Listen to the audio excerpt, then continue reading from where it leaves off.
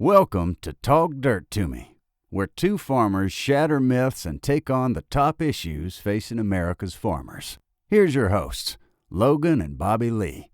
What's up, everybody? Yes, another good evening. Another good evening. A little better for you tonight than it was last few nights, I guess, maybe. Man, it is. Yeah. Gosh, I always joke around because I've always been one to like not go out of town a lot.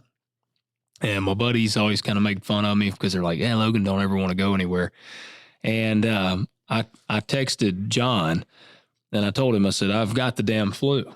And he said, "Oh, shit." And I go, "This is why I don't go anywhere."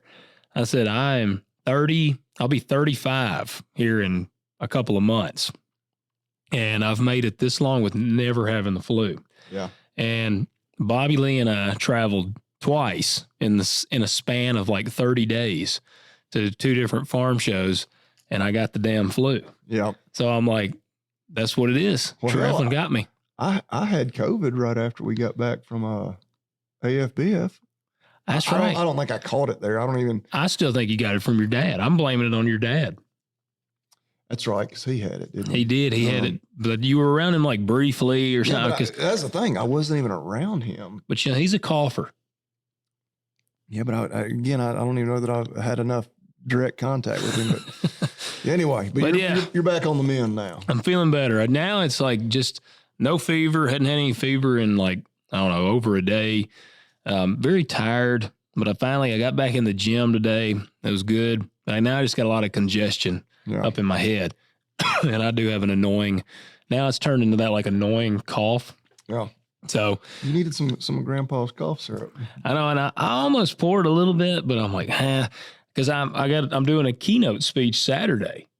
So this was like the worst timing for something like this to happen, because I was like, man, I'm about to go. I go to Franklin. It's the Farm Bureau Young Leaders Conference. Yep. And I'll be doing a keynote speech there on Saturday night. Be my first time ever doing a keynote. And I got an outline, but I'm pretty nervous. Yeah. Yeah. I would be. You're going to do great. I hope so. It's going to be like 300 people. Because I called the guy yesterday. I was just kind of asking him like some questions about it. And he was like, "Yeah, man, we actually have a huge attendance." Like he said, "Man, we've been really shocked at how many people are coming." I'm like, all right. So no, and I got a cool kind of point that I'm going to do, but my biggest fear is that I'm going to get up there, because they're like, 30 to 40 minutes. My biggest fear is that I'm going to get up there and I'm going to like run through my outline and I'm going to look down. It's going to be like 15 minutes. I'm like, oh crap. Yeah. So, in all honesty, if I cut it short, it ain't that big of a deal. But yeah, that'll be, if you're going, our listeners, if you're going to be at the Young Leaders Conference in Franklin this weekend, by God, I'm your keynote speaker. So I'll be there. And so before we get too deep in this episode, though, we need to do a couple of things. First, we need you to hit that like button, hit subscribe, comment below, and give us some more love on YouTube, guys. We're sprucing it up. Like I said, I've been constantly tweaking this stuff in and working on our new stuff. We don't have our young blooded producer yet in studio, but we've been working to get this thing set up and nice. So leave us a little love on YouTube and share it with your friends. And actually, one of my next plans is to get the video on Spotify so that people can see it on there as well. But leave us a like, leave us a comment, and leave us those 5-star ratings on Apple and on Spotify. It helps out a ton. Do that. And what else do I need to do? Check out agzaga.com. If you're watching on YouTube, you see it right there on my hat and on the corner of the screen. But all the good stuff, all your farm supplies, even stuff you didn't know you need, they probably got it. Bayonet wrap, we're getting close. I'm looking at maybe starting to spread some fertilizer on some pasture, maybe not so much on my hay ground, because most of my hay ground is more warm season grasses, but getting some fertilizer spread on some fescue. It's going to be that time of year, but use the discount code TALKDIRT20, $20 off that $50 minimum order and free shipping. agzaga.com. That's right. Check them out. Guys, we've got a lot of things to discuss tonight. there's a lot of stuff in the news right now. One of the big, huge ones that we'll get to in a little bit is the Farm Bill 2.0. That's what they're calling it. And first farm bill since when? 2018. Wow. 2018. And they're supposed to do a new farm bill every 5 years. So our people like to look. Well, it's 8 years. It's not, I mean, in government terms, like, hell, it ain't that bad. I know, but we're only 3 years late. Like, the bad part about it is we went through COVID. And so, COVID like changed everything. And that's the thing, like the previous farm bill was pre-COVID. And so, you and I both have experienced the changes that happened after COVID. So agriculture, we've been kind of left in the mix, just hanging there. And there's a lot of programs that they're basically having to start back over. And we'll get into the farm bill because it's actually, I actually believe this is going to be a pretty positive farm bill. So I think there's a lot we can hit on it. There's a previous thing we've discussed in prior episodes actually is in this bill pretty heavily. It's one of the biggest issues in the farm bill. So we'll get there. But you got a couple of things you want to hit on. Yeah, well, and I think one of the things, we'd be a little bit remiss if we didn't send out our prayers to the folks in, the Oklahoma Panhandle, Kansas, maybe some even in the Texas Panhandle. I don't have any inside information for the wildfires. Oh, yeah. That went through there earlier this week. Last I'd heard, no human loss of life. I don't even know how long it'll take them to know about the livestock, but going to be pretty devastating just in terms of animals lost, structures lost, fences completely burned out, houses lost. So they're already just like anytime one of these, events, because it wasn't, I guess it was 2 years ago when the one went through, it was in Texas, the Canadian Texas. Oh, yeah. They need hay, feed, fencing supplies. There's different folks out there, different groups that are helping organize that, especially people that are kind of in that immediate area. I mean, we're hopefully getting to nearly the end of hay feeding season. You got a bunch of extra hay. Some folks that could really use it. And I don't have any specific places to donate money to or anything. Of course, always, unfortunately, anytime one of these things happens, be sure you're choosing wisely when you send your money to somebody. No dadgum scammers or anybody out there trying to take advantage. And there'll of the be situation. some pieces of shit that are going to seize the opportunity. But at the very least, keeping them in our prayers. But yeah, I did want to mention that. But yeah, a lot of other stuff going on. It is a busy time in the news. One of these episodes was like, all right, we're not going to have any shortage of things to talk about tonight. We probably don't need to get down too many rabbit holes. It'll turn into a 3-hour episode. Yeah. But yeah. So where do you want to go next on the? Well, I guess first, let's cover the family with the TVA deal. Let's go there first. So yeah, a story a little bit local to us. In Sumner County, Tennessee. So up kind of the other side of Nashville. It's not right in our backyard, but still definitely in our region. So the Gregory family been farming the same ground since 1787. Damn, 1787. They were there right at the beginning, pretty much. Yeah. So yeah, the 7th and 8th generation, I believe Frosty, and then his son John. But then the 9th generation is now there as well. That's crazy. Just a little toddler, but yeah, TVA by Eminent Domain. Was he the one in the video that the grandpa was holding? Yeah. So there were 3 7th, 8th, and 9th generation were in the videos they had on Facebook, and kind of got shared across all kinds of platforms. But yeah, TVA by Eminent Domain was going to take, I don't know if they were going to take the entire farm, big chunk of it, whatever, was going to, take their private property away from them for, I believe, a high power transmission line, which, yeah, I mean, they fought it. They got a lot of support. Actually, as of today, John Rich was kind of the big, kind of media celebrity person that was really fighting for them. Which makes some sense. I'm going to bring that back up later. Well, and he's right there in that immediate area I mean, he's in Nashville. He's a country music star. Yeah. And they're just right outside of Nashville. But they did, I think as of this morning, so TVA has personally told him as of this morning, they will put the right-of-way process across the Gregory property on hold, which...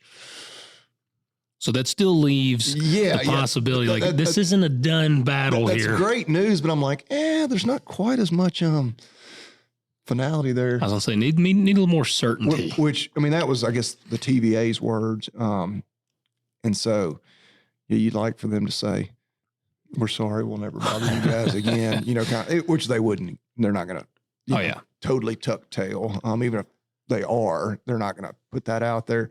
But yeah, I mean, it's just private property rights. I mean, good grief. I don't know. And it kind of, made me think about, because we've got a little bit of an issue here that's been on hold for forever now. But like our grandparents' place where our dads both grew up, we've known about it for forever. But interstate's going to come through there. It's going to come through here, this place. Okay. The big field over here, the best. You're right. The best part of this farm is split straight through the middle of it. So Interstate 69, it's kind of one of those deals, and I don't know if this was strategic, which we were told years ago that it would be completed through here by now, and there's zero sign of it. But it's pretty much down to, within just a couple of inches of exactly where it's going to be. And it's going to get this farm here. It'll ruin the home place. Oh yeah. Our dad's farm headquarters, the farm they grew up on, it won't come across, and again, not trying to take the spotlight off of their issue, but it's kind of with that one though, it's like we've known about it for so long, whenever it finally does happen, it's going to kind of be like, well, you're almost not as fired up and mad about it anymore. And I don't think that was their strategy, because I think they really did think that this project would have been moved along a lot faster than it has. But I got to thinking, the last public meeting that I went to on it, I think was like 15 years ago. Like I was barely out of school. Well, so I was real curious because, like I said, it's supposed to split the best part of this farm. And so I did some digging and I did some calling. This was about a year ago. And I called and I found out who to get a hold of. And Tennessee basically has this plan. And it's like if I remember right, it was a 10-year plan. And I-69 was not even on the 10-year plan. Like the guy told me, he said, man, and he actually told me, he said, he pulled up the map. I told him, I said, this place, this is originally supposed to go across my farm, and it's going to go across our grandparents' place and like all this stuff. And I said, now they've built a subdivision, it's going to go right through the subdivision and all this stuff. And he goes, all right, he said, I'm looking at the map. And he goes, man, he was like, it ain't no way they're going to put that through that subdivision now. Well, and that's what, I was like, really? He said, man, he said, at this point, so many years have gone by that a whole new engineering team would be involved on this, and we'd have to come out and actually see what has happened since then. Well, and that's good news. Like, I like to hear that, but man, it just highlights the government inefficiencies, because there's been so much money already spent. Oh yeah. Right here where there's no sign of it yet. I remember going to some of those meetings, like the detailed, like renditions and drawings, like it was within this is exactly where it's going to go. They did, I'd have to ask our dads, do you remember they did like some environmental impact studies on our grandparents' place? They had some recording devices they put out there in the pasture, because there's some there was a bat that was supposed to be out there. Some rare species of bat that I guess they didn't want the interstate eventually to impact its habitat. So it was like a recording device that would pick up the sounds of the bat. And I guess they found evidence that the bat was right there on that property. Maybe I was disappointed because so I moved into our grandparents' house in 2012, and a group of people showed up one night. I remember out there, and I had the gate shut out there, and they showed up and they were like, hey, can you let us through the gate? And I'm like, who are you guys? And they're like, oh, we're with, Tennessee, whatever. We're here to check for this certain species of bat. And I was like, well, that's badass. And So they went, and I never heard anything else besides that. I don't think that they found what they were looking for, because I was like, oh shit. I was like, it'd be so badass if they come back and they're like, it's like the biggest bat cave we've ever seen in our life. Like, I'm like, this is so cool. But that didn't happen. So, but yeah, they came out and were checking for this bat. I couldn't even imagine the amount of money, because I mean, the government, when they do something, they're not efficient about it at all. That's already been spent right here, and then for it to all get scrapped and be like, never mind, guys, we got to. And there's been all kinds of local politics involved. And me and my dad argued about this, because I literally talked to the project manager for like Tennessee over the whole TDOT, their stuff. So this guy's the head damn honcho. And he was like, he said, I can promise you, because I told him, I said, man. But then the problem is, hell, by the time it comes along, it ain't going to be him in that role. No, it won't be. It won't be. And he told me that. So then the next guy will be like, no, it's going right to where we originally said. We're bulldozing those houses. Yeah. Because at this point, there's been so much growth around here. I'm like, unless they completely move it, like, to the other side of the county or something, they're getting a they're going to hit something. Avoiding. I mean, and that's true with any of these things, and true of the TVA transmission line. But I don't. To get back on that one, I don't have any inside information or anything, but it just. You always wonder, like, is there somebody, involved there that didn't want it going across their property or something, that then got it moved? Because they were pointing out, they're like, there's a highway and a railroad that are already very near there that obviously already has a right of way. I don't know, they may have to expand it to accommodate these high power transmission lines. But it wouldn't be as disruptive as coming across another place. But then, it seems like when you get into a lot of that stuff, somebody somewhere pulled some strings and got it moved. That was supposedly the case with I-69 for us. There was a certain politician guy that had a lot of political pull in our area. Well, he didn't want it over there on his neck of the woods. He wanted it shifted, so he got it shifted. That was always what I'd heard, but yeah, no, like I said, Dad argued with me. He was like, it's going where it's going. I know, by God. And I'm like, we were told that. I remember being told that. And I'm like, no, this is it. Like, it is going to be right here. And that's what I told him. I said, I know, because I asked that guy specifically. I was like, I told this dude, I said, my dad is going to argue with me and say it's going. And the guy said, I'm telling you right now that it is nothing set in stone. He said, it has been too many years go by. The way he talked, he was like, what I'm looking at right now, he said, if I were to project, he said, it will not hit your grandparents' property now. He said, it probably will potentially still come through your farm. Like, it might still hit some of mine, but the way he talked, it would actually divert before it ever got to our grandparents. Yeah. So, man, who knows? Who knows? Like, I mean, he literally told me, he's like, it's not even in the 10-year proposal. So, yeah, well, that's what, my dad's, you got to a point where it's like, it ain't gonna be my problem. Yeah. And I mean, my he'll be 71 here in about 2 weeks in good health, but he's like, at this point, I don't know that I'll live long enough to see it. Yeah. But hell, same goes for any of us, I guess. But that was good for them. I'm really glad to hear that this morning. Yeah, I hope they get some more finality on it, and it's not a situation where they pull the old who was Biden's press secretary? We're going to circle back. Jen Psaki, was it whatever her name was? The redhead. She was before. We're going to circle back. Yeah, we'll circle back. Yeah, hopefully TVA doesn't circle back to the Gregory Farm, a decade from now and be like, if we've learned anything from politics and politicians or any of that kind of stuff. I mean, I know they're technically not politicians, but in that kind of governmental role, they're probably going to circle back. I would say this battle is not over yet. Yeah, y'all keep up the good fight. So. Yeah. Now, the other one, before we get into the farm bill, is on the glyphosate thing. Yes. Yeah, so hit on that. What was Trump's exact announcement? I was so into the Farm Bill 2.0 that I don't know. And everything just doing an internet search is, of course, incredibly negative towards it. Oh, yeah. And towards RFK, which I thought it was a big deal. And I think you could hit this from several different angles, that he pretty much, they said we can't take glyphosate away. Yeah. Which we totally agree with, which I think, I'll give a shout out to Farm Bureau, because that was one of the things when we got to go to Anaheim, got to meet with President Duval, and he talked about, that's one of the big things. The Farm Bureau has a huge voice. Like, they were in the White House. He was face to face with Trump and saying, lobbying that, hey, we can't just take this tool away from the farmers. And I think he said Trump turned to somebody, cabinet or whatever. He's like, is this? And they're like, yeah, I mean, right now, like, we need if we're going to get away from glyphosate, and maybe we need to do that eventually, it's got to be a off ramp. Yeah. An off ramp to get away from it.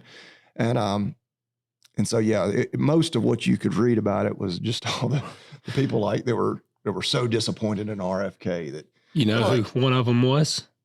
Oh, I'm sure that it was John Rich. Okay, well, yeah. John. So that's why I laughed. I said, well, we'll have to come back to John, because he was awesome in the TVA thing. But it's like, all right, man, because him and Sean Ryan have been like booty buddies over this HBO 809 thing, which is our House bill. We covered that a few episodes ago. I don't agree with everything that anybody does. Yeah. So I mean, hey. Yeah. But it's. But he's been quiet on the farm bill, and I figured out he's been quiet on the farm bill because he's been preoccupied with the TVA deal. Well, good for him. So, I mean, I hate that the TVA thing is going on, but like, he has picked the better fight, in my opinion. Yeah, I would definitely agree. Now I hope he doesn't get real vocal on the farm bill, because they feel like they've got that one on hold. Yeah. But so what exactly? So I know Trump did an executive order or whatever, and it essentially is protection for glyphosate. And then what was it? Phosphorus or phosphate or? Yeah, I don't know. And I don't know if it was just protection that they're not going to get it pulled off the market or. Well, I know why he did it. And, we talked about the House bill, but here's the deal. What people aren't understanding and what they're not seeing is the big picture here.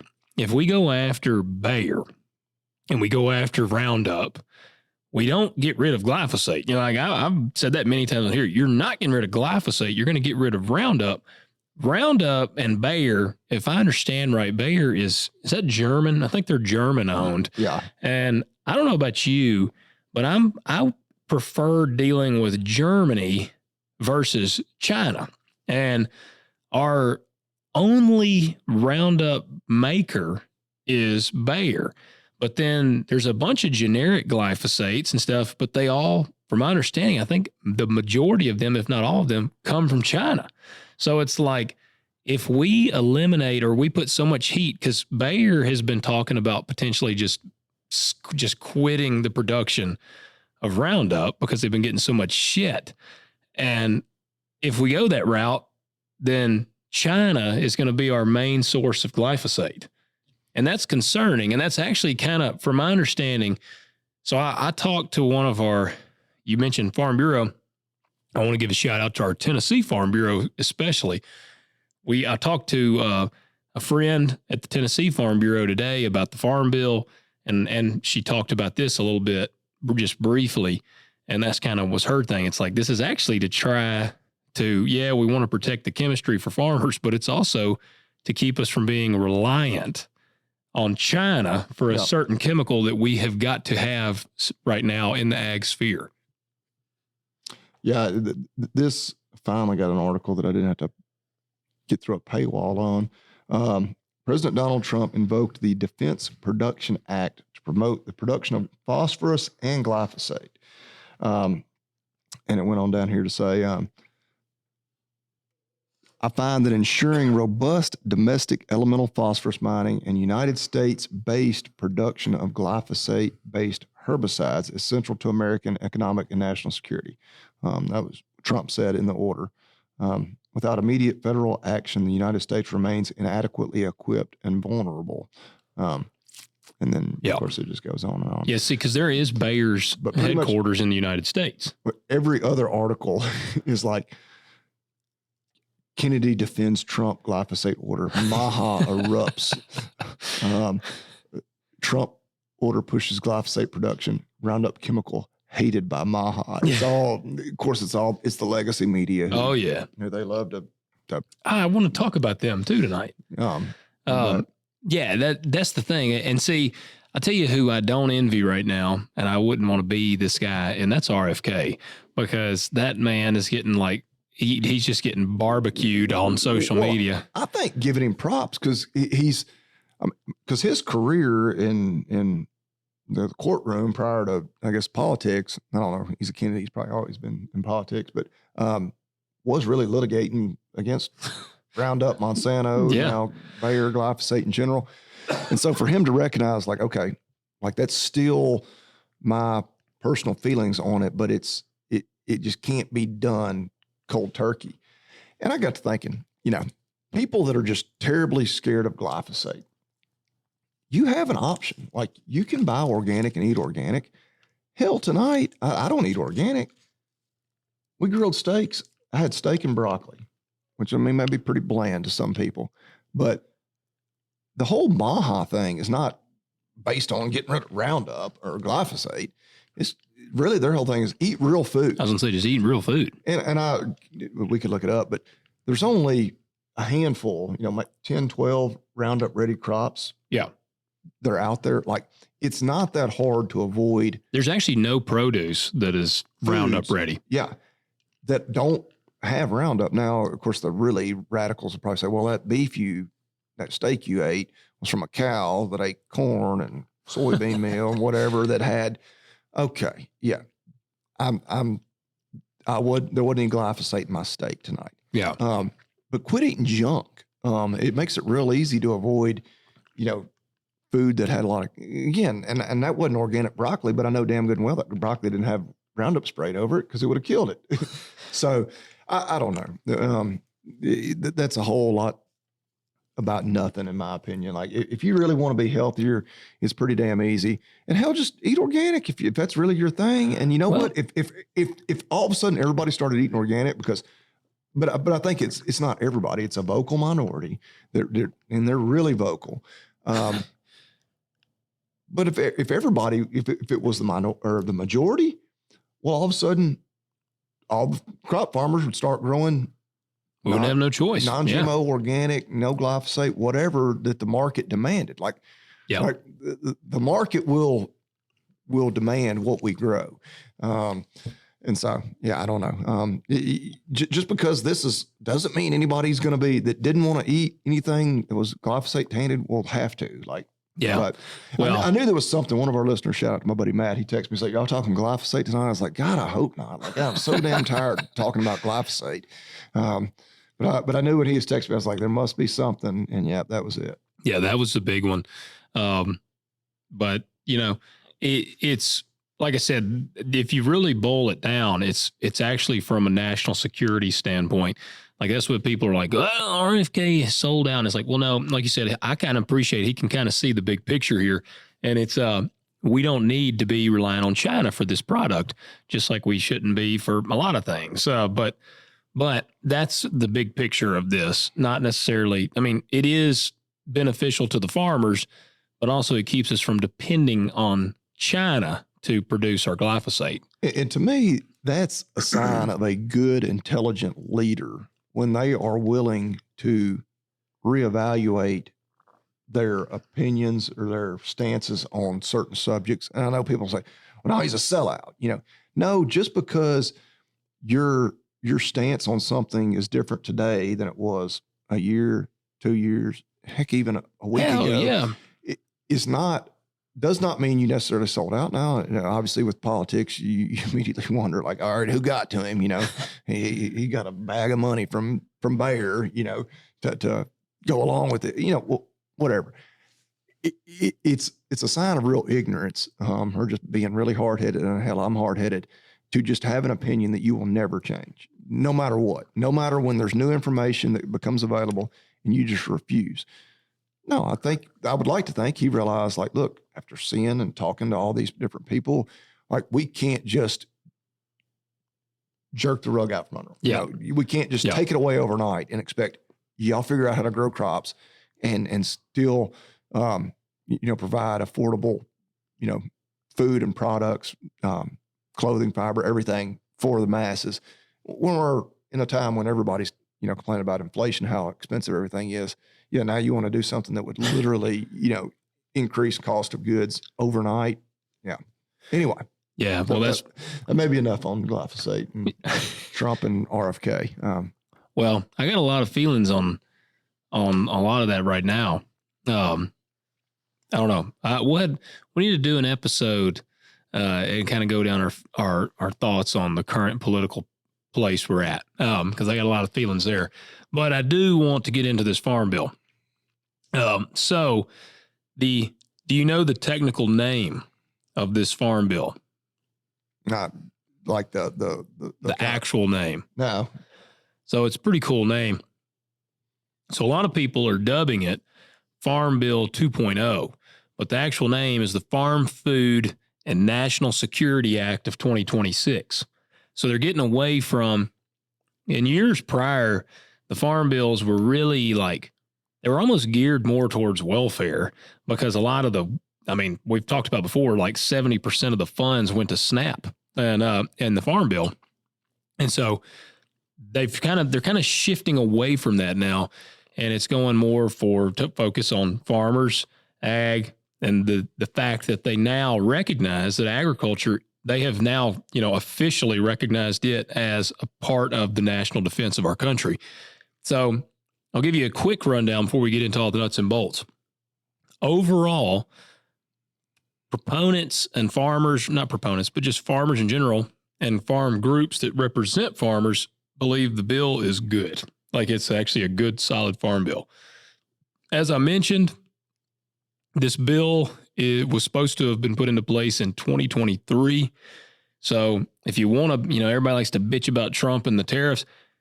You can do that if you want to, but you also need to be bitching about old Sleepy Joe, because that son of a bitch didn't do no farm bill, and he was supposed to. Well, here's a question. Maybe you might not be able to answer it. So does this mean the next one's not due until 2031? Yes. Okay. Yep. So I didn't know if it.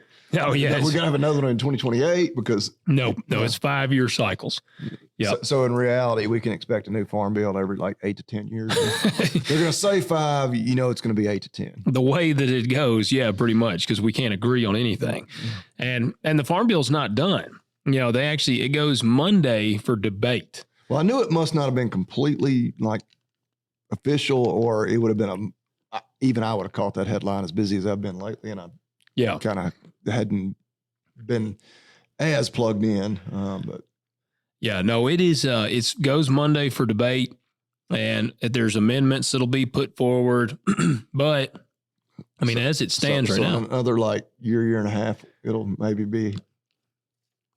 It's an act of Congress. That would be, yes, truly. Now you're going to enjoy some of this. Let me just see. Let me get it. We'll just go ahead and get into the nut. I will add this. We got 2 good folks on the House Ag Committee that are going to be there. And our boy, John Rose, who's now he's running for governor of Tennessee. He is on the House Ag Committee. And then Scott, damn it, I cannot remember how to say this guy's last name. You pronounce that guy's last name. She told me I've never heard it spoken, so she told me it, and I even repeated it, and I got her to repeat it to me again. Scott, I'm sorry. He's a Tennessee boy. Scott Desjardins. You just got to say it like you know what it's supposed to be. Scott Desjardins. I think it's Scott Desjardins. I can believe that. I don't know if that's the way I would have pronounced it, but when she spelled it, I said I would have never spelled it that way. But that's Scott Desjardins and John Rose. They're Tennessee guys. I'm sorry, Scott, if you listen and you're like, those motherfuckers can't get my name right. But they are on. Politicians ought to do like actors and all right, I'm going to change my name to John Wayne. Yeah, I'm going to be like Logan Steele. But yeah, they're. I got to have a more just easy and strong name. No, you're proud of your name. You want to keep it. So yeah, they should. They'll change your name. So let me get into this because there's a lot to this farm bill. And like I said, I like a lot of it. All right. Let me figure out which one I want to start with. I've been gearing up for it. And she gave me a bunch of rundown on it. Are you familiar with the California Prop 12? So is that the one wanting to ban like animal confinement? Well, it's already in place in terms of like in California. Obviously, they have their standards, right? You have to raise them. They're, what do you call it? Animal husbandry or whatever. Yep. And so the Prop 12, it means like if you grew cattle that you were going to sell the beef or I couldn't pork, sell it into California. not unless you do it by their confinement standards. And it's like, it's retarded standards. Like it'll be yeah. It's been a big issue for a while. I've heard them reference, I'll say them, multiple people in the ag world, Prop 12 and how problematic it is.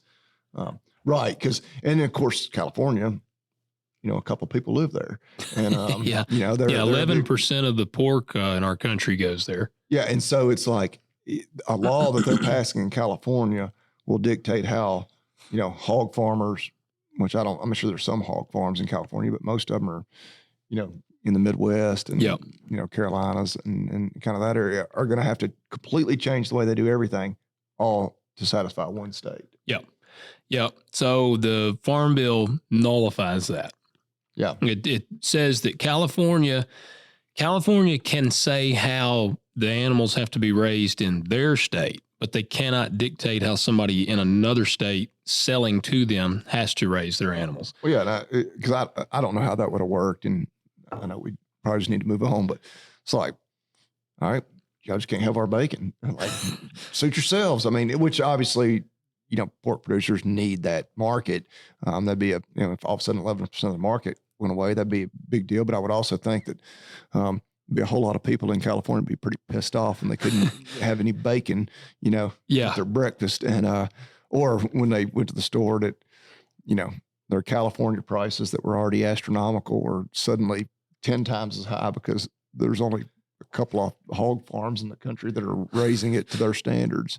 But hey, that would have been a great opportunity for somebody that really wanted to maybe dive off into that. Like, hell yeah. I mean, I don't know what hogs sell for by the pound, but it's now 10 times market price if y'all want these suckers. Yeah. I'll do the California Prop 12 thing for you.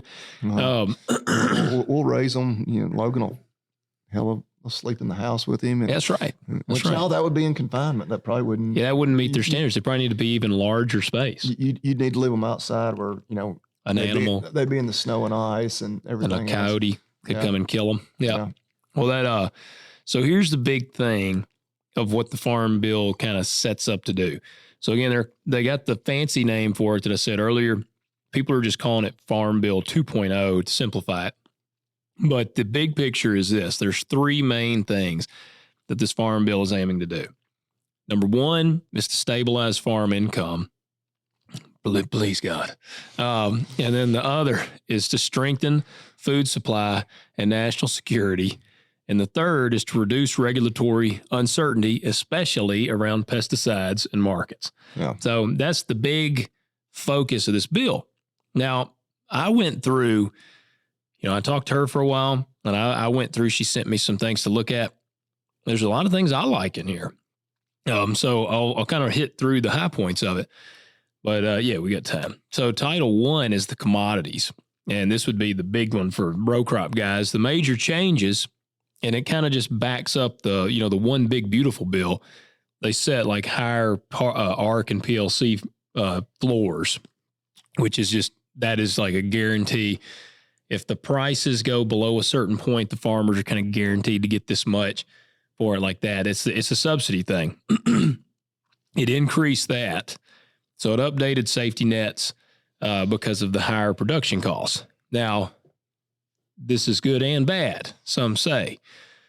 Like this. I can see problems there too. But because now with a new floor, people say, well, then the chemical, seed, and fertilizer companies have no reason to lower their prices because now the floor has been raised. So why would we lower them down when we know the farmers are guaranteed X number? Yeah. So like they're going to keep getting theirs. Yeah, they're going to keep getting theirs. Now, who knows what all kind of come out of that? Because I know, like we mentioned, like our boy Vaden, he's been kind of calling out the fertilizer companies.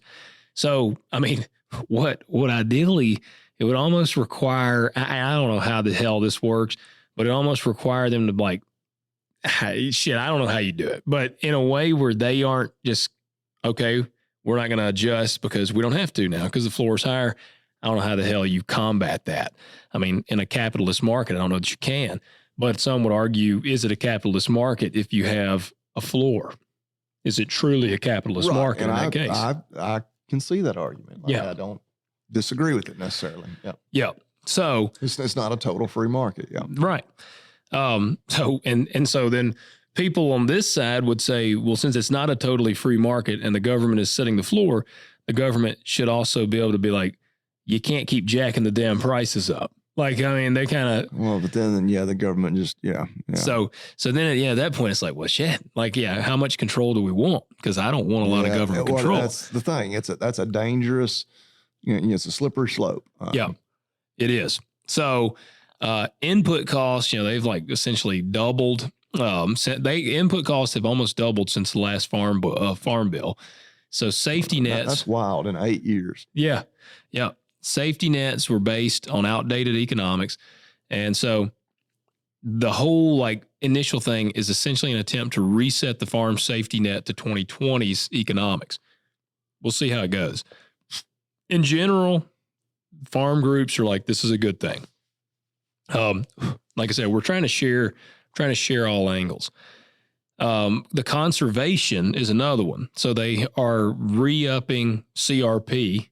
I think that the CRP thing's kind of been, I think it's been kind of like out of money, or you hadn't really been able to sign up much for that for a while. They're going to start another round of letting people sign up for CRP. Well, and so it's Conservation Reserve Program, which basically,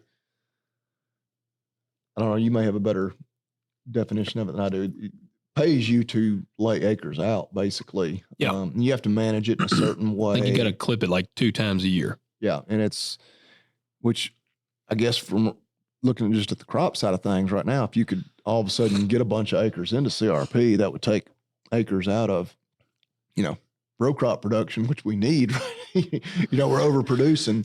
And so if you could divert some of those acres into CRP, that I could see there being multiple benefits to that. Hey, that's we got to. I think there's when you sign it up, like it's locked up pretty much in CRP. It's about a 10-year contract. They said they have like, I don't know if they'll offer 20. At one time, there were 20-year contracts. I think oftentimes they're 10. And they pay you to leave it out. I'll tell you what. Which again goes back to like, why is the government the whole free market capitalist thing is like, why is the government like paying me not to farm? Like, Yeah, because we're just hard-headed and won't stop. Good farm ground, which, traditionally people weren't putting good farm ground into CRP. You put your marginal acres in it. And I can see where, from a wildlife and a conservation, literally the first word of a conservation reserve. It could be a good thing. I got a buddy that I was farming some ground of his years ago. It's been probably probably 7 years ago, probably. But they had like opened up the CRP thing again. And, I'll be transparent here. I was paying the dude $100 an acre rent. And he called me, and this ground was okay. Some of it was not good and some of it was good. But he called me and he's like, man, I've got an opportunity to put my farm in CRP. And it was a pretty good chunk of ground. It's like 100 acres or maybe a little more. And I said, oh, really? And he was like, yeah. He said, man, I want to talk to you. He's like, if it's okay with you, I want to do it. He said, but if it's going to mess you up, I'm not going to do it. And I said, well, man, if you're going to make good money doing it, do it. And he was like, they're going to pay me $185 an acre. And I said, well, shit, that's more than you're ever going to get rent on this thing. So you need to do it. And that's annually. That's annually. Yeah. So he got paid more to put it in CRP than he was making off of it from a row crop standpoint. Which did require him to do some work, though. He does have, like I said, he has to bush hog it, I think, twice a year. Does he have to plant it in anything? No, I don't think so. You can just let it. I think you just let it kind of do its thing, but you you bush hog it twice a year, I guess, so it just doesn't cover up with saplings. So like just turn into forest. I wasn't sure. Again, I've never done anything with that program. Just heard about it. I didn't know if you had to like plant it in like native grasses or anything, like that. Or no, from my understanding, you don't cost in getting it. Your cost is just in being sure you pay somebody to clip it a couple times a year. Yep. Okay. Yep. And see, so that's one of the conservation elements of the Farm Bill. Another is, from my understanding, it sounds like they want to expand EQIP programs, which I'm a big fan of the EQIP programs. I've used them quite a bit.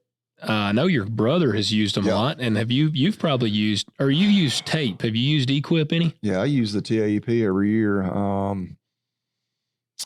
No, and I've used some NRCS programs. Now, is that tape that you use, is that the same one you measure your wiener with?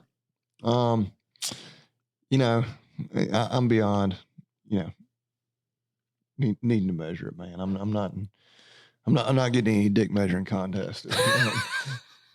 One, I'd probably lose, but two, no. Talking about the TAEP, the Tennessee Agriculture Enhancement Program. Actually, speaking of that, I need to finish my paperwork. We got our packets in about a week ago or so.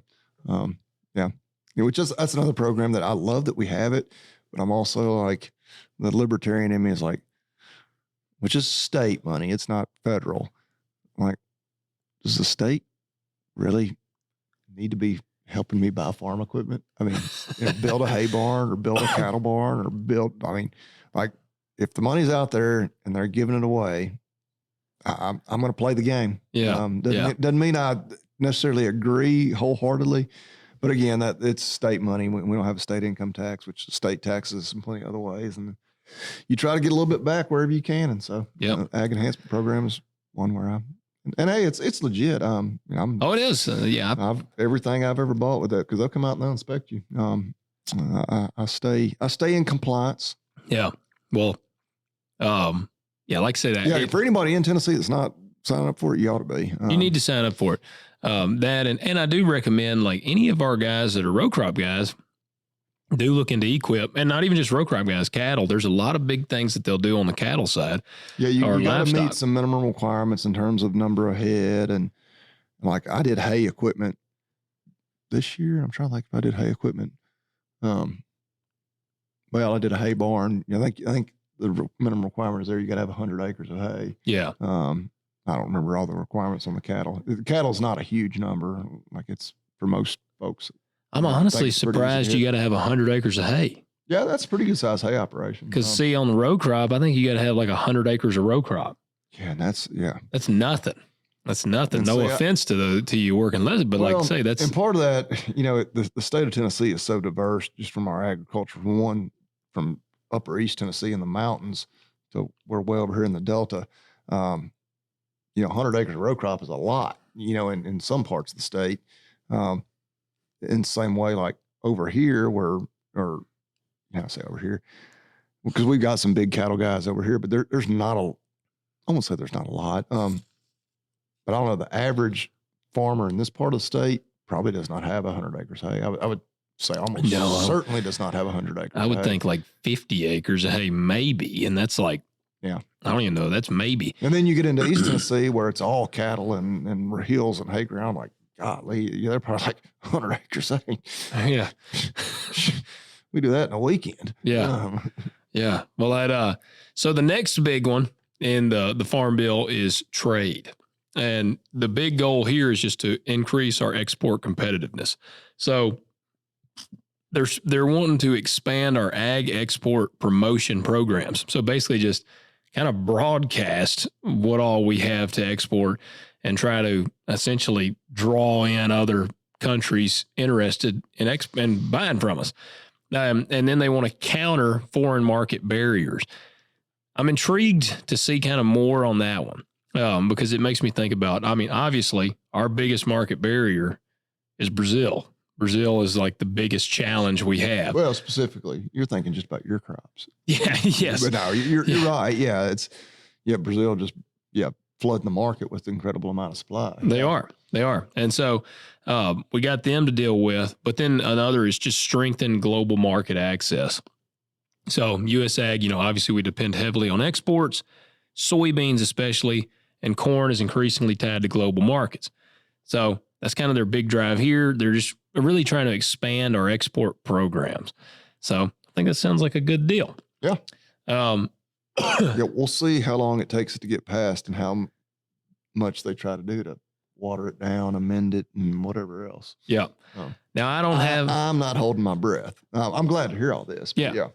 Now here is what's I guess Steve Cohen. What is he? Is he our representative? He's our congressman. Congressman. Okay. We keep going with Cohen. Keep going with Cohen, that faggot. We got the SNAP section, nutrition, part of the Farm Bill.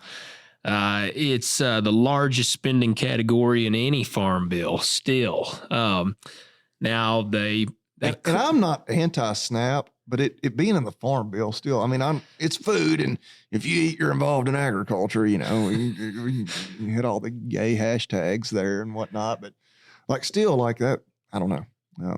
Well, what gets I guess me, they got to shove it in somewhere, and so they're like, well, we'll just put it in the Farm Bill. Well, they claim that this is the only way they get the Farm Bill passed.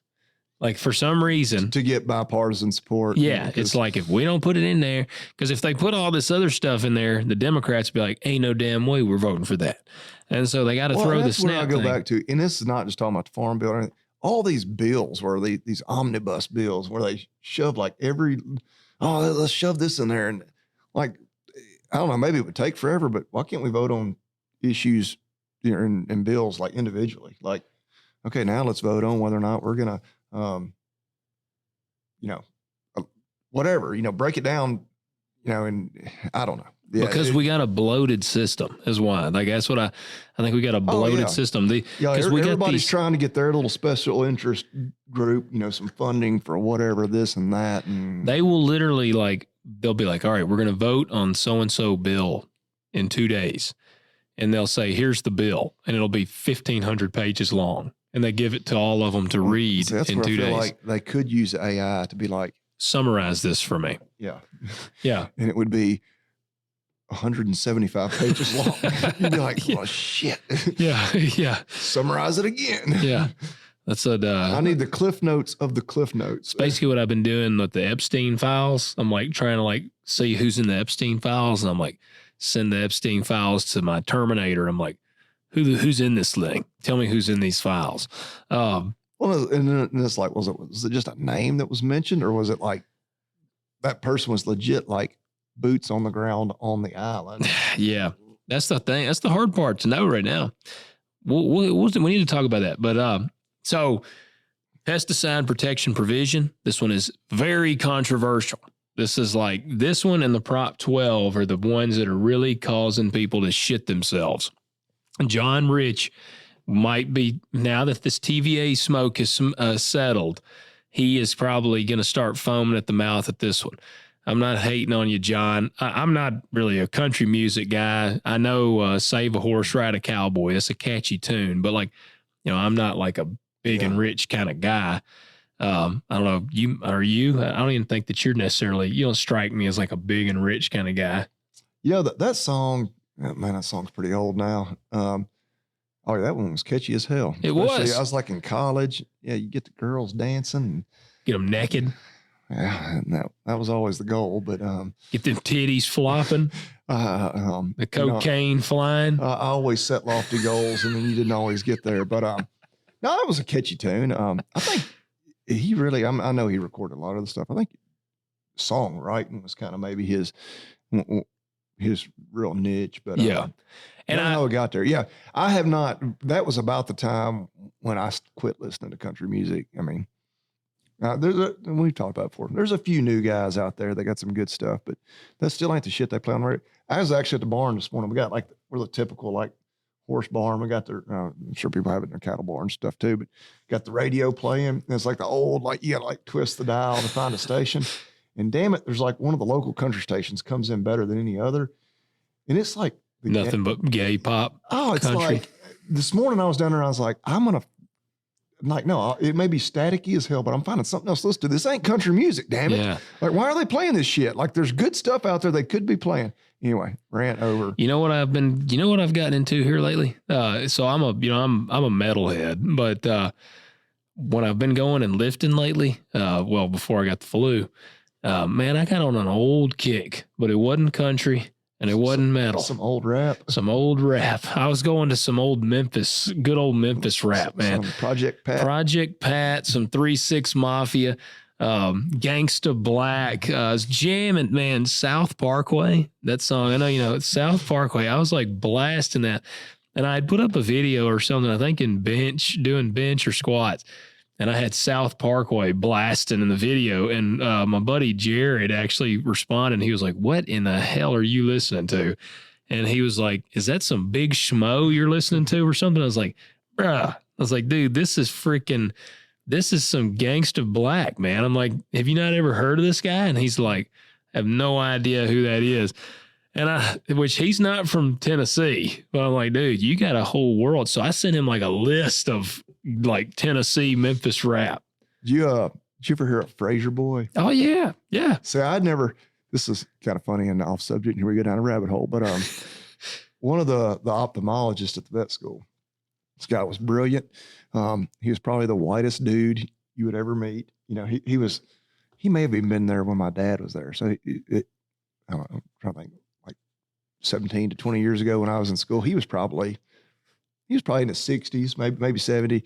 Dr. Ward, but he was from Fraser, which is, kind of a suburb of Memphis. And for some reason, like, he was like, I was Googling the other day because he was like, it was like the introductory lecture when he's like telling us who he is. It was like when you Google like Fraser or whatever, like Fraser Boy came up. So like literally the whitest dude you've ever seen, like the first like slide on his PowerPoint is like Fraser Boy. But, yeah, Dr. Ward. I think Fraser's changed a lot since you left there. I don't think you got a lot in common with Fraser Boy. Yeah. No, but yeah, man, that was some good time in rap music back then. That was probably about the last time I listened to rap music. I can't get into any other rap. I mean, literally Project Pat now is like a gospel singer. Really? Yeah. Good for him. Yeah. I think he got saved and I think he's singing like gospel music now. Man, we're really going down a rabbit hole. Oh gosh, what was the name of that guy? I don't get to Memphis very often. I really don't get to Grizzlies games very often, but we were at a Grizzlies game and Juicy J. No, it was a guy. Oh, I'll think of it here in a second. But they like introduced him. He was down there courtside. Play a fly? No, this was like a really recent guy. Oh, gotcha. But he's a rapper? Yeah. But his name would like just crack me up. And then I got to looking him up. He's like a Muslim. I'm like, he's from South Memphis. He ain't no damn Muslim. All them dudes call themselves Muslims now for some reason. Yeah, whatever. Which, 3-6 Mafia were supposed to be satanic. Hence the 3-6 Mafia. Yeah. I didn't realize that for a long time. I never put that together. I always just was like, 3-6 Mafia. And like, did you ever listen to, I got to say this carefully on air, Koopsta Nika? Did you ever listen to him? No. He was. I mean, not that I know of. He was briefly in 3-6 Mafia. If you want to look him up, it's KOOPSTA KNICCA. But he has some crazy ass songs. One of them's called Torture Chamber. And I was like, when I was lifting the other day and that one came on, I forgot how nuts some of them songs were. He's talking about like chopping people up in his torture chamber. Good Lord. And I'm like, good God almighty. And he's like a Memphis rapper. And actually back in my old acting days, he was with the same agent as me. She was his agent. Here's the one that was there that night. Moneybag Yo. Okay. I think I've heard that online. Like I've seen him. Moneybag Yo. He's from Memphis. Yeah. And like, of course I had never heard of him. And then, I looked him up like after we got home from the game. I was like, he's not a Muslim. Like this is like, I mean, I'm not, totally up on all the Muslim like laws and whatnot, but I'm like, I don't think that really jives with like the rap culture, that well. All right, but, that's one thing I've never gotten, because I don't think Muslims are cool with like, aren't they like super strict, like like, you know, man, we're gonna offend some Muslims here. I don't know that we got a very large Muslim audience, but like Dan will be happy. Dan, yes, you'll appreciate our Muslim attack, but like, you know, in Sharia law, like, isn't that like, you know, they beat the hell out of the women if they like do anything, and they can't dress. Women are like subhuman to them. Yeah, they're like third class. They appreciate their goats a hell of a lot more than they appreciate their women. So like, yeah, I've never understood the whole like, because you see a lot of like rappers and even athletes that have become Muslim. Yeah, it said in 2008 he converted to Islam.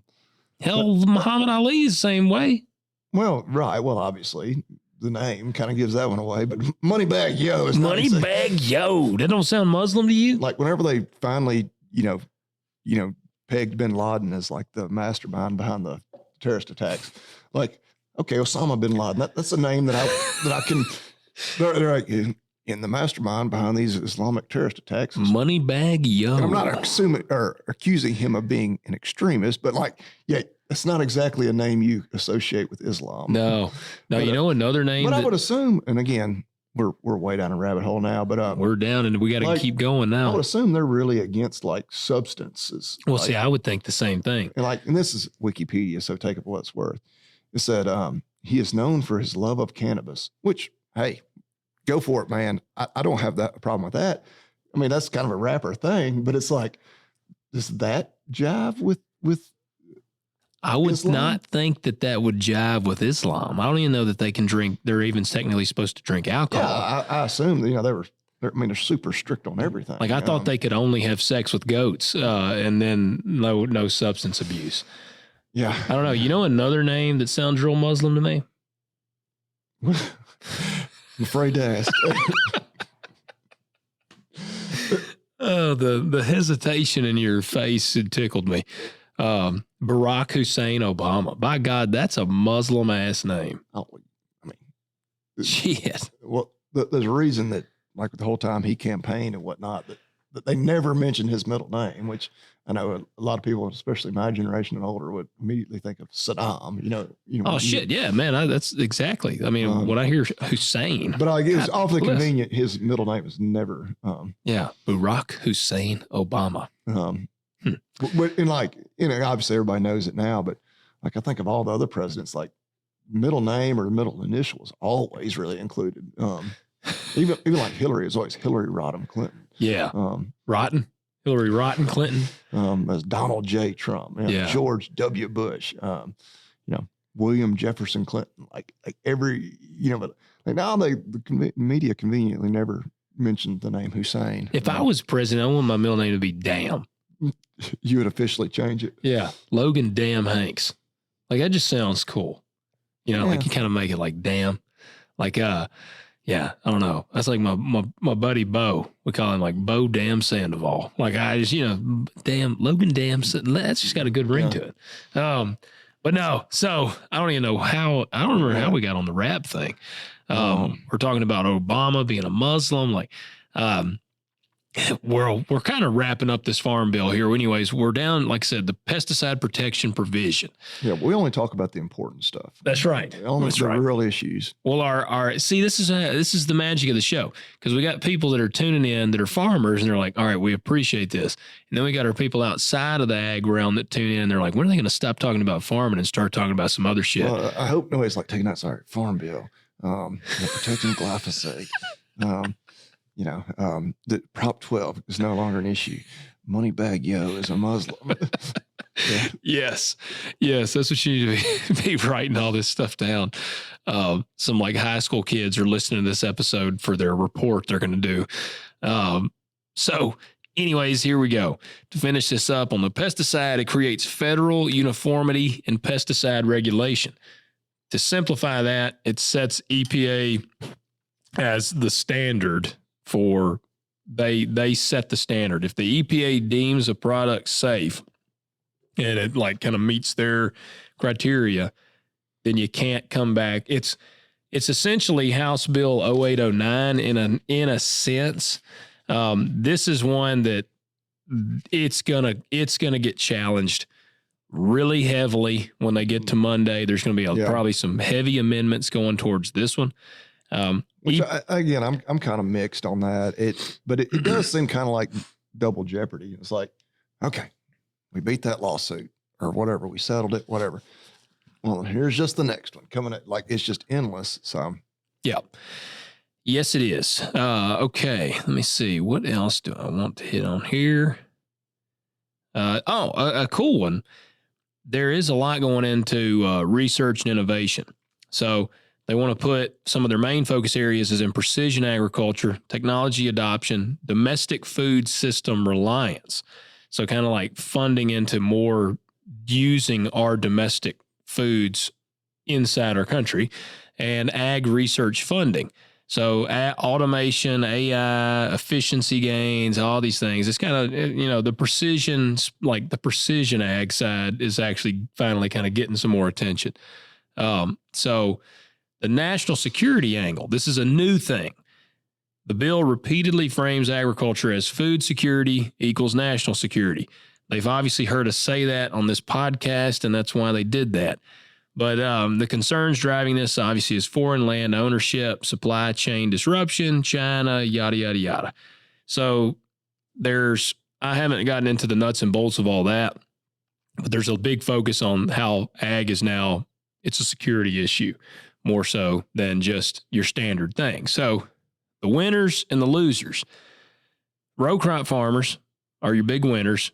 Crop insurance users, export agriculture, chemical manufacturers, large commercial farms, and precision ag sector would all benefit from the Farm Bill. The mixed outcome is your conservation groups, which is like the funding, but their production first.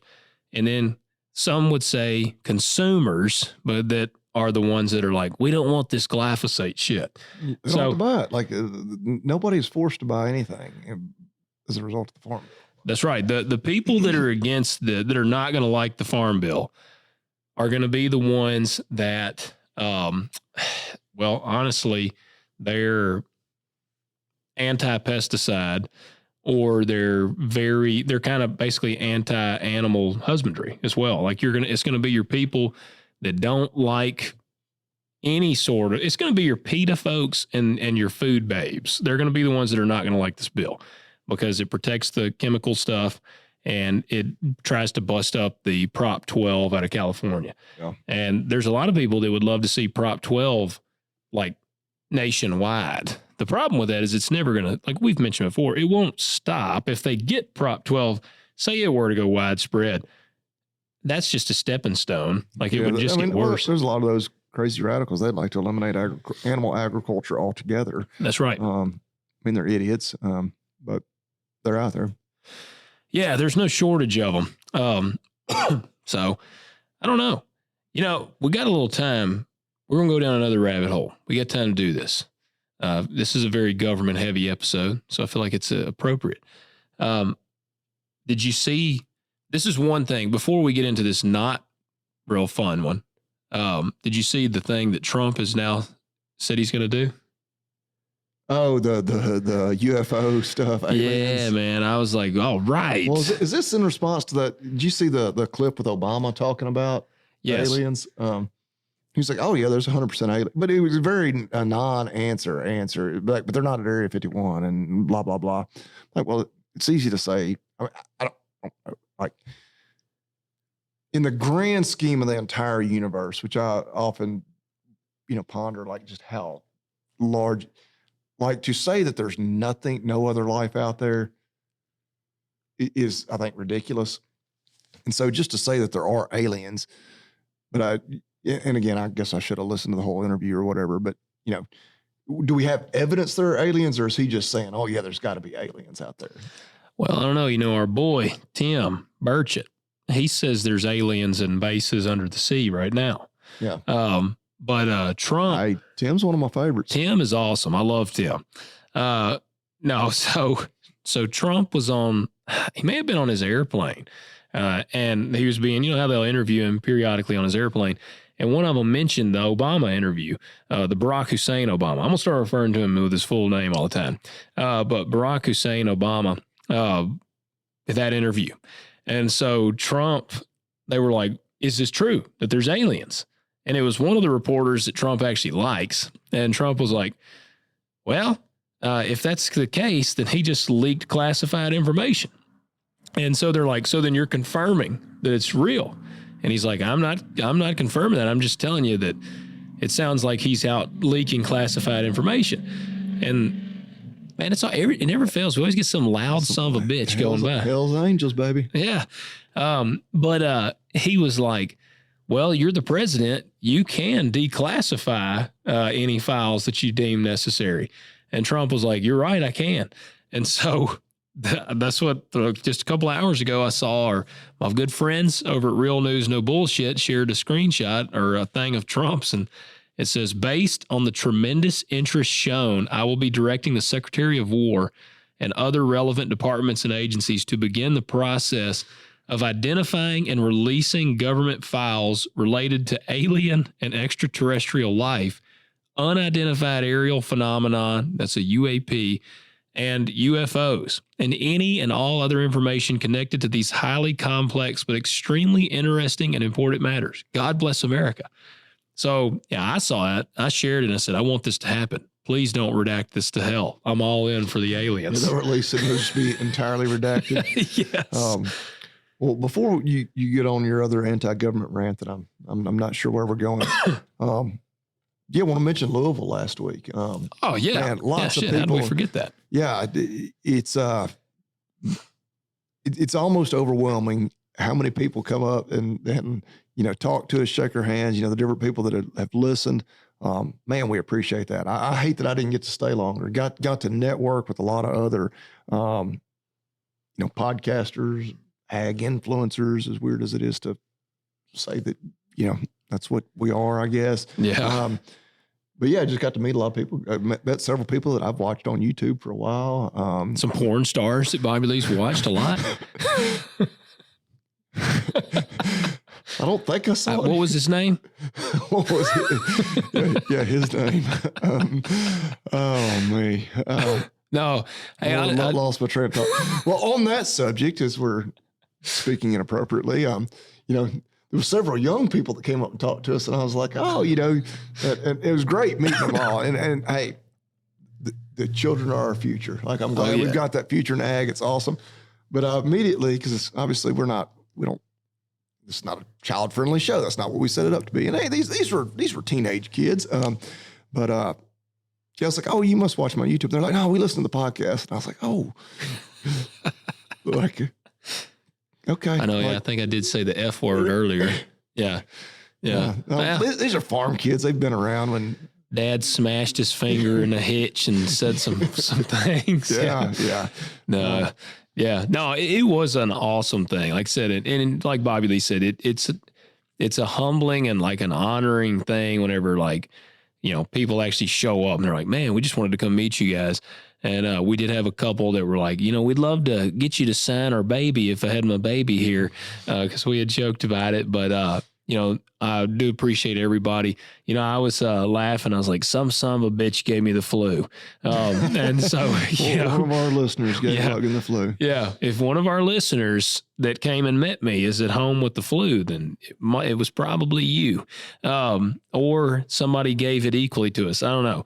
But no, it was an awesome thing. And like I said, man, I met some great people. I do want to give a shout out to our buddies over at Farm for Profit, because man, they are freaking pounding the shit out of it, man. They did they did like 6 or 8 shows, and they had our friends on, Matt and Kelly Griggs, and we got to hang out with Matt and Kelly, and man, I mean, we had a great time. And well, they were super dudes. They were, because I won't mention any names, but like some of the people that I met there that I've watched on YouTube, like I didn't have anybody that was just a dickhead or anything, but it was like, and part of it, me got to thinking, because I'm very introverted and I do the YouTube thing.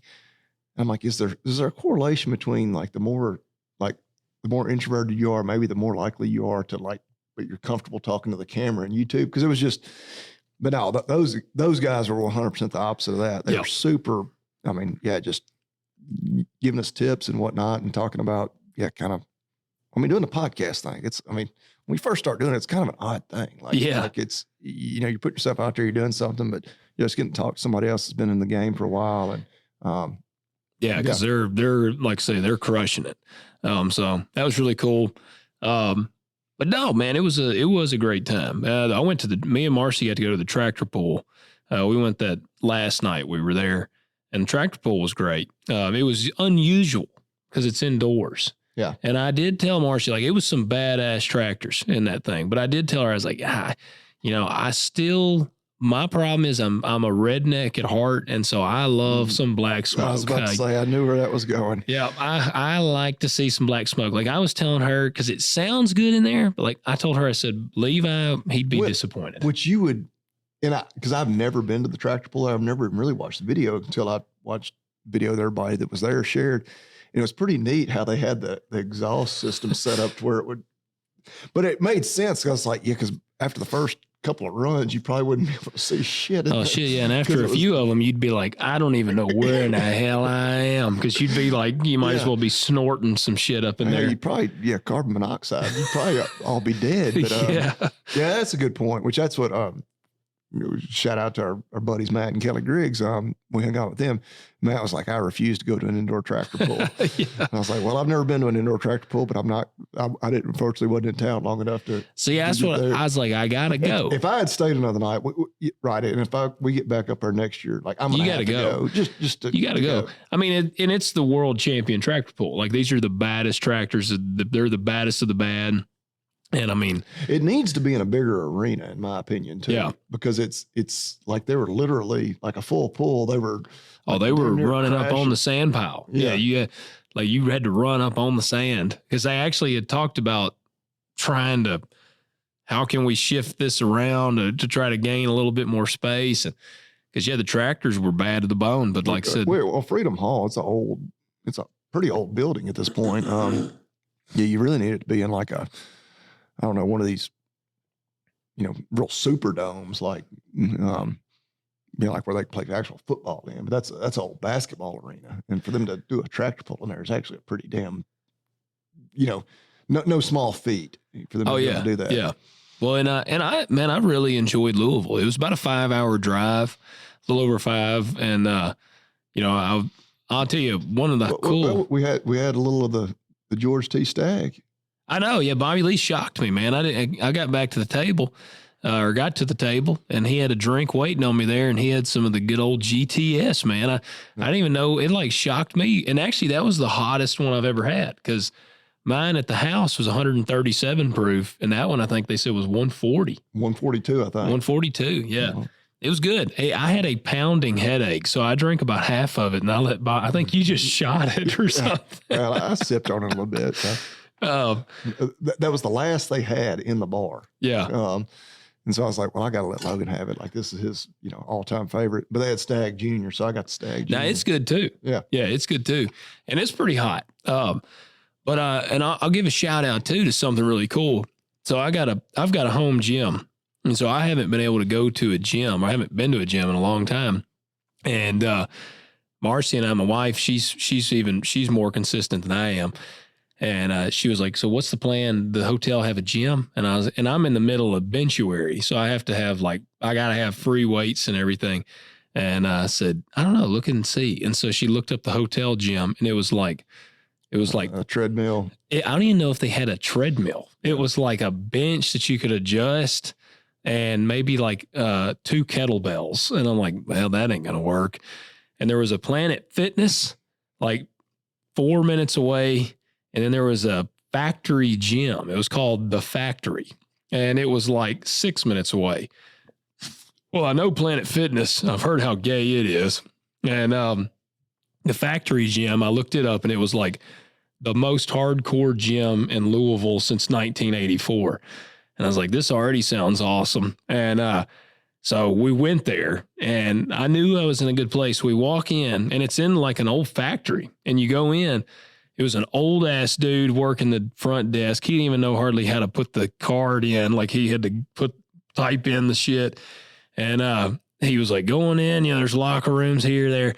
I walk in, and above the door in there is a picture of Arnold in his prime, and he's autographed it, and he's like, the factory gym is the best or something, Arnold Schwarzenegger. And I was like, hell yeah. Like, well, I am in the right place. And it was like just such a badass gym. Like, it had all kinds of old machines, and like all the weights were the steel plates, and they were all, you could tell, like super heavily used. And I mean, like, I'm a fairly strong guy. I'm not a jacked guy, but like every person in there, it wasn't a ton of people because we went at like 7 in the morning or 6:45 in the morning. But like every bastard in there was like jacked, and like even the women were jacked. And I was like, this is a badass gym. So I got to give a shout out. If you're in the Louisville area, you want to go pump some iron, you need to go by the factory. That place is badass. Oh. I think it was like $10 for like a day pass. So, I mean, it wasn't that bad. Yeah. But I was really impressed with that. But hell, I ain't going to go down we've had a happy run here. I'm not going to go down the non-happy government chat. We'll save that one for next episode because it's a real shitty, just awful topic. So I'll wait till next week. All right. Damn. Yeah, it's like so terrible. Bobby Lee might drive off into a tree on the way home. I feel like we've already ended on a sad note. I'm dreading next week. Oh, man. But I do got to hit, because I told people I would talk about this as well. So I do got to mention I almost mentioned the name. Now, for our listeners that have been listening for a while, you know the name. I don't know if there's any legality things. I'm not supposed to mention the name, but, I did an interview. I put up a video today, and I just said I would talk about it tonight. So I did an interview with the big league of Legacy Media. Is that what you call them? Legacy Media? Yeah. Okay. They a really big newspaper. Basically. We could say that. I mean, I guess everything's online now, but yeah. That was their, originally, I guess they were a big, huge newspaper, and now they're all digital. Big, huge newspaper in a town that you went on your honeymoon in. Yeah, just the Big Apple, It wasn't the Post. It wasn't the Post. They do have they like books and authors. Yeah, bestseller list. Yeah. But so they had asked me back, I think it was in December, actually, when they reached out to me about doing an interview. And so I was like, yeah, sure. And it was super like quick. Like they were like, hey, they messaged me, I think that morning on Instagram and asked if I'd do an interview that afternoon. I said, yeah, sure. So I did it. And I was prepared because I knew they were very liberal. And I was like, they're going to put a slant on this thing. They're going to hope that I'm going to bash the shit out of Trump. It was about the tariffs and how they're negatively affecting farmers. Yes. Wasn't it? And pretty much what they wanted you to do was go, that son of a bitch Trump is fucking all the farmers with these tariffs. That's exactly the soundbite they wanted. Yep. And I didn't give them that. Now I made sure to make it like, I didn't attack any president, and I didn't defend any president. Like I just kept it dishonest and open. I kept it real. I just kept it real, man. And so, that's the thing that frustrated me. Like actually the interview went really good. And like a moron, because we did a digital one, and I thought about this afterwards. I was like, I should have you can screen record like on your Mac. I was like, damn it, why didn't I just screen record this? I didn't. So I don't have the interview, and we did it. And again, I was really strategic. I even kind of shit on the whole political divide. I was like, part of the problem is we got all these people that are so split politically. They hate this person for being that way. This person hates this person for being that way. Like I was like, that's killing us, tearing us apart. So I said all Which that. I would say is pretty much everybody would have to agree with that. Yeah, I would think. And when we got done, she kind of dropped a subtle hint to me when we finished the interview. She was like, all right, that was good. She goes, now I'm going to go ahead and tell you that we may not even use this interview because... Wait a second. Could you read this script? Donald Trump is a sorry bastard. Yeah. She'd be like, there we go. Yeah. There we go. Thank you, Logan. It'll be up next week. But yeah, she was kind of letting me know, like, all right, she's like, we may not be able to use this. It's kind of like, all right, we tried to get a new farmer. We got to call up that one token Democrat farmer we've got in BFE, Iowa.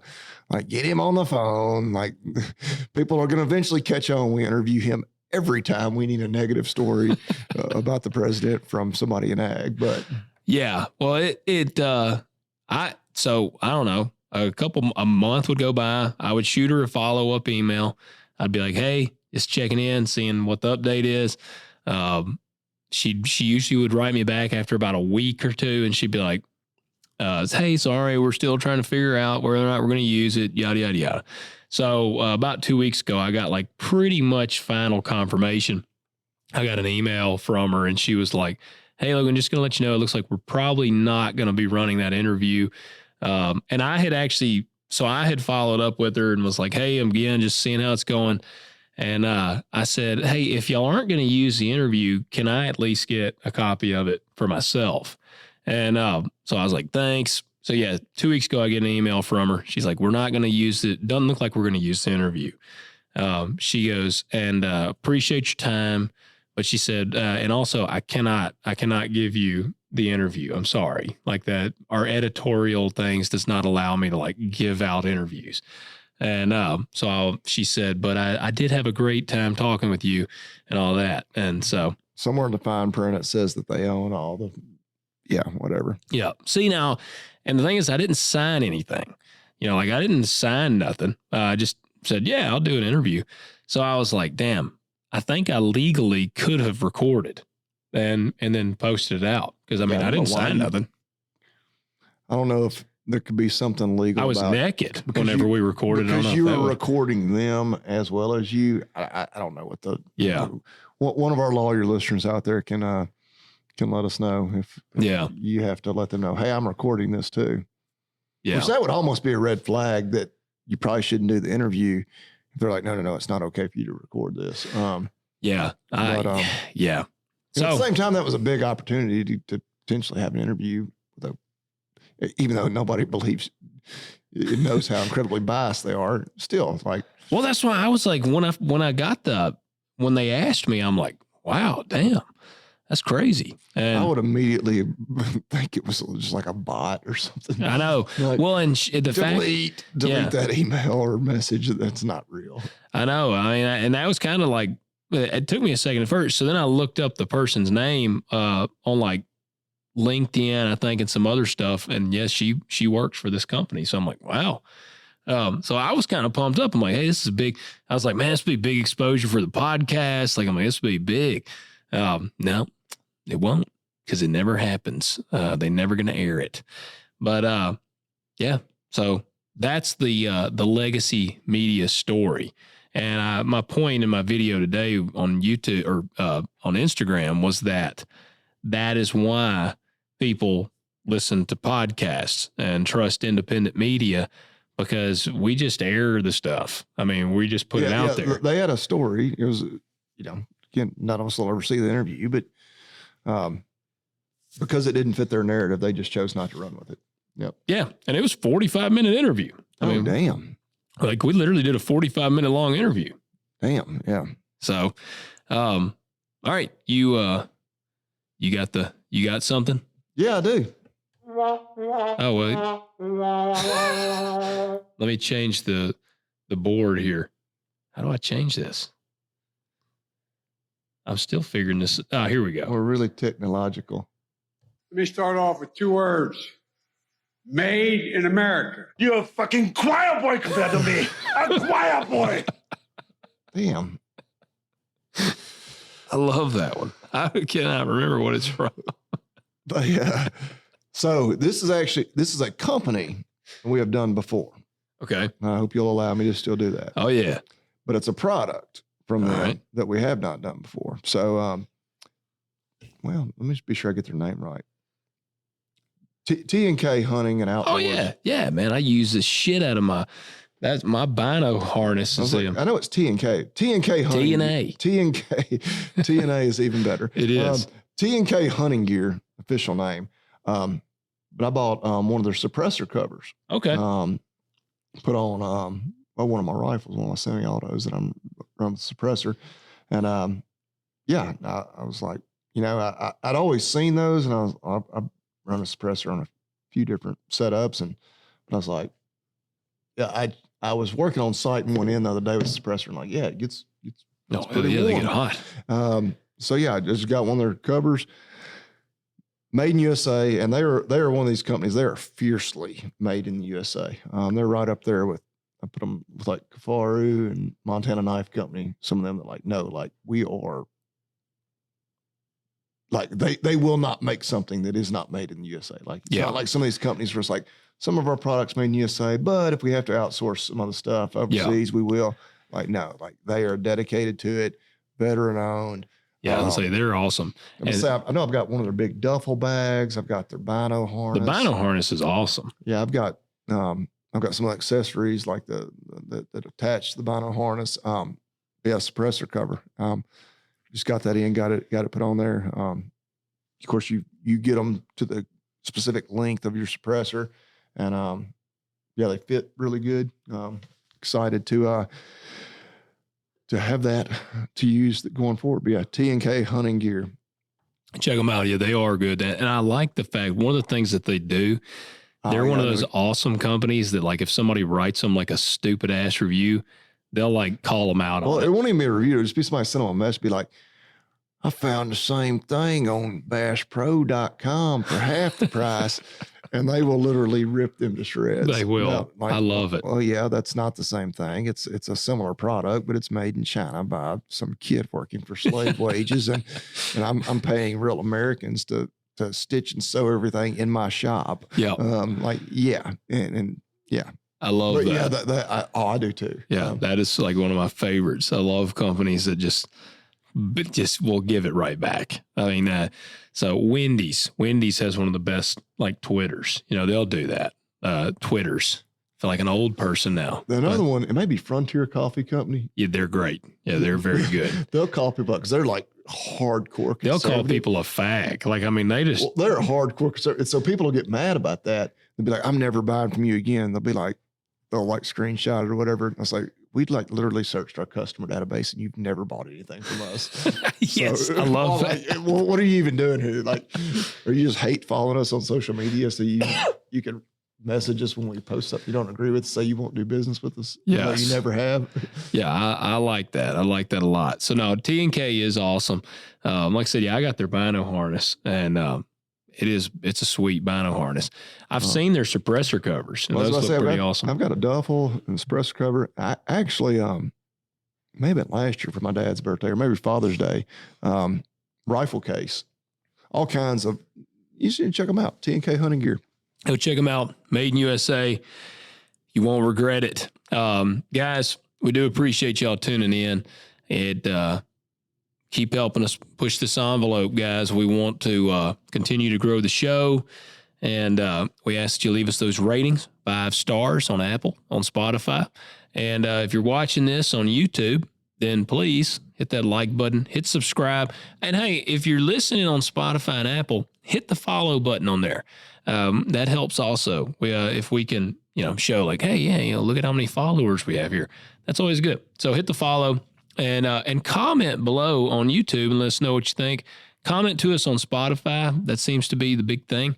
And guys, go to talkdirtpodcast.com, go to contact page and submit your questions on there. We love questions. It's one of our favorite things to do is some Q&A episodes. So do that. And what else? Yeah, agzaga.com. Check them out. Fill up your shopping cart. TalkDirt20 is the discount code to use at checkout. It'll be $20 off that $50 minimum order and free shipping. Yep. All right, guys. We appreciate y'all, and we will catch y'all next time. See you next week. You've been listening to Talk Dirt to Me with your hosts, Logan and Bobby Lee. If you enjoyed this episode, we ask that you subscribe and leave a review, and we'll catch you next time.